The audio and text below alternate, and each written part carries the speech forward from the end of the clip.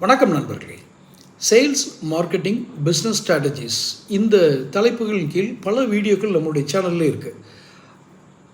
அந்த வீடியோக்கள் கிட்டத்தட்ட ஒரு 2-3 வருஷத்துக்கு முன்னாடியே நான் அதை வெளியிட்டிருந்தேன். அது மார்க்கெட்டிங், சேல்ஸ், பிஸ்னஸ் ஸ்ட்ராட்டஜி இந்த மூணுமே வேறு வேறுன்னு புரிஞ்சுக்கிறதுக்கே பல வீடியோக்கள் போடணும், பல மணி நேரம் நம்ம அதை பேசணும், விவாதிக்கணும். ஏனென்றால் ஒவ்வொரு துறைக்கும் ஒவ்வொரு விதமான ஸ்ட்ராட்டஜி இருக்கும். இப்போ உதாரணத்துக்கு ஒரு வியாபாரம் ஒரு குறிப்பிட்ட காலத்துக்கு மேல் நடத்த இயலாமல் போவதற்கு என்னென்ன காரணங்கள் இருக்கும்?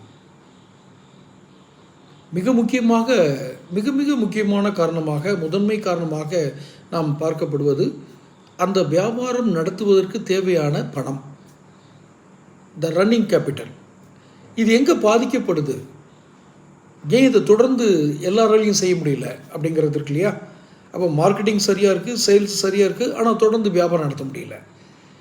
இந்த கேபிட்டல், ரன்னிங் கேபிட்டல், இந்த பிரின்சிபல் கேபிட்டல் ஏன் அவங்களால இது பண்ண முடியல அப்படிங்கிறதுக்கு மிக முக்கியமான காரணம் என்ன சொல்லுவாங்க அப்படின்னு நான் பொதுவாக சொல்கிறத நான் சொல்கிறேன்.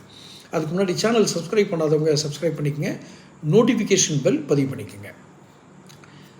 இந்த பெரும்பான்மையான வியாபாரங்கள் தோற்று போனதுக்கான காரணமாக அவங்க சொல்கிறது, இது பணக்காரர்கள் மட்டுமே தாக்குப்பிடிக்கக்கூடிய ஒரு விஷயம். தொடர்ந்து வியாபாரம் என்பது பணக்காரர்கள் மட்டுமே செய்ய முடியும், அவங்களுக்கு தான் முதலீட்டுக்கு பணம் இருக்கும், ஒரு நடுத்தர வர்க்கத்துக்கெலாம் அது இருக்காது அப்படின்னு சொல்லுவாங்க.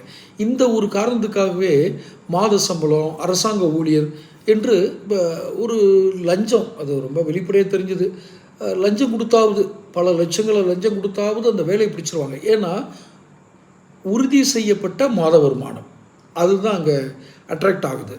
கிட்டத்தட்ட ஒரு வேலைக்கு போனோம்னா ஒரு மாதம் ஒரு 50,000-60,000 கிடைக்குது அப்படிங்கிற உறுதி ஆயிடுது. அவங்க கொடுத்த பணத்தை கொஞ்ச நாளில் திருப்பி எடுத்துடலாம், அது எப்படியோ திருப்பி எடுத்துடலாம், இது மாதிரி உத்தரவாதங்கள் இருக்குன்றதுக்காக. ஆனால் வியாபாரத்தில் அந்த உத்தரவாதம் இல்லைங்கிறனால போகிறதில்லை. ஆனால் இது ஒரு தவறான கருத்து.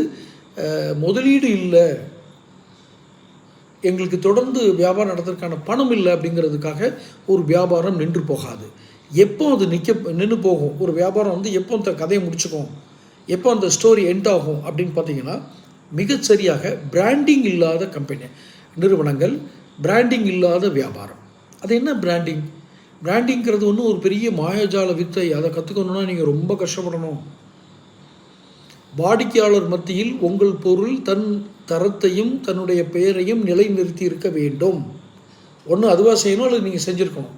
அந்த பிராண்டிங் இல்லாதனால தான் வியாபாரங்கள் கெட்டு போக முடிய, மற்ற வேறு எந்த காரணமும் இருக்காது. தொடர்ந்து பேசுவோம்.